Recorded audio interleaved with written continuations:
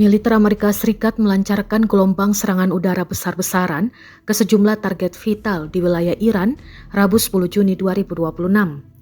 Serangan yang disebut diperintahkan langsung oleh Presiden Donald Trump itu diklaim sebagai upaya menekan Teheran agar segera menyetujui kesepakatan damai baru. Ledakan demi ledakan dilaporkan mengguncang sejumlah lokasi strategis. Tak tinggal diam, Korps Garda Revolusi Iran atau YRGC langsung merespon dengan merilis rekaman persiapan serangan balasan. Dalam video yang beredar luas di media sosial X, tampak deretan rudal dan berbagai persenjataan siap tempur. Menariknya, sejumlah rudal terlihat dipenuhi tulisan bernada sindiran dan pesan keras kepada Amerika Serikat.